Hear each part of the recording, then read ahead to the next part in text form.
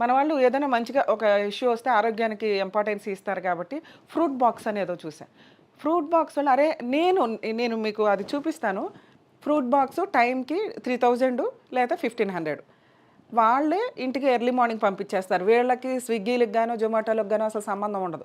So, ఖచ్చితంగా నేను అనుకున్నా అరే వీళ్ళు 2000 తీసుకుంటే ట్రాన్స్‌పోర్టే అవుతది కదా! ఇంత పెద్ద బాక్స్ ఏ రకంగా ఫ్రూట్స్ పంపిస్తారు?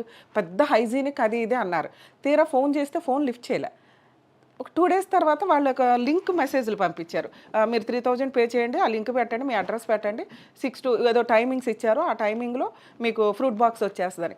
మనం ఉండే బిజీ షెడ్యూల్‌కి గబుక్కున అన్నీ రెడీగా ఉంటే తినేసి వెళ్ళొచ్చు కదా! అని అనుకుంటాం కదా! వాళ్ళు ఫోన్ తీయపోయేసరికి నాకు డౌట్ వచ్చింది. తీరా నేను మళ్ళీ ఫేస్‌బుక్‌లోనో, యూట్యూబ్‌లోనో చూస్తే వాళ్ళు కాస్త ఫేక్. 1600 మెంబర్స్ ఇప్పటికి కట్టేసారట. వాళ్ళు తీరా ఉంటే బోరబండలో చిన్న రూము పక్కనే బాత్రూమ్ అంట. ఫోన్‌లు లిఫ్ట్ చేయక 3000 తీసేసుకున్నాక ఆ ఏరియా, ఆ అడ్రెస్ ఎత్తుక్కొని ఎవరో నలుగురు, ఐదుగురు పాపం పోరాటంలాగా ఎళ్తే ఆళ్ళప్పటికి అక్కడ ఎవ్వరు లేరు.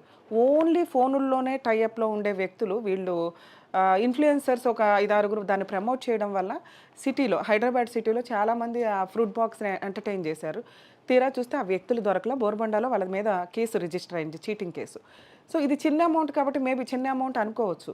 నేను ఇక్కడ పాజిటివ్‌గా చెప్పేదేంటంటే అరే! ఏ పని చేయలేకపోతున్నాము అనుకునే వ్యక్తులు, ఏం చేస్తే బావుంటది అనుకునే వ్యక్తులు, ఇలా ఒక మంచి బిజినెస్‌ని నిజాయితీగా చేస్తే బాగా సక్సెస్ అవ్వచ్చు. అంటే ఏ పని చేయలేమురా బాబు! మనం ఏం చేయలేము అనుకునే వ్యక్తులకి ఇది మంచి ఎగ్జాంపుల్.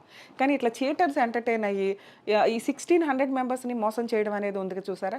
ఇవి కొంచెం ఆలోచించుకోండి. ఆ బిజినెస్ పెట్టేటప్పుడు మనుషుల మీద నమ్మకం పోతది.